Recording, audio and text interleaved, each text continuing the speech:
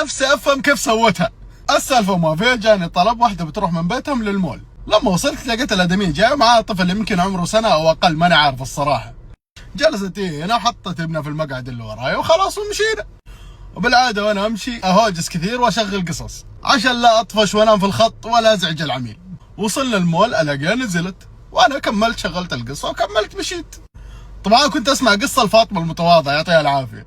فجاه وانا ماشي اسمع صوت القصه واسمع صوت ثاني، قلت لا كذا استهبال، القصه حتطبق عليه في اضحى النهار. بعدين الصوت كان غريب، كان دا قلت لا جني وطفل يعني، حتى هناك ما شايفيني شيء.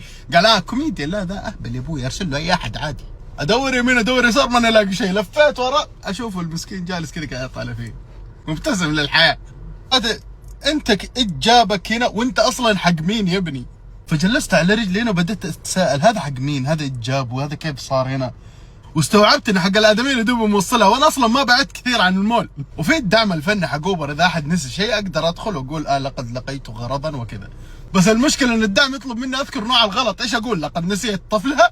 حسيت انه وقتها صديقنا اللطيف المصري اللي شغال في خدمه العملاء حق اوبر حيتصل عليه، ايه يا مره نسي ابنك ليه يا مره؟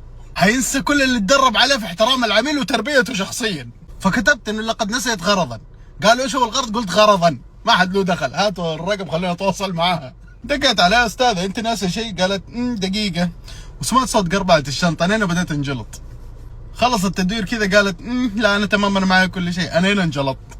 هنا انا بديت اغششها، قاعد اقول لها لا شيء مره مهم، تذكري. انا سمعتها تفكر بصوت عالي، بدات تقول انا تمكشت في البيت ولا عنده في السياره ونسيت شنطه المكياج عنده. انا بدات اطالع المسكين اللي معه، قلت والله يا نقا شنطه المكياج طلعت اهم. ارد لك يا امان. هو مسكين يطالع فيه مبتسم، وجهه كانه تيلي تابيز. لا مو الشمس اللي فيها طفل، لا تيلي تابيز، هو كان تنكي وينكي كان معاي. يعني هي افتكرت كل المنتجات اللي اشترتها ونسيت المنتج اللي صنعته.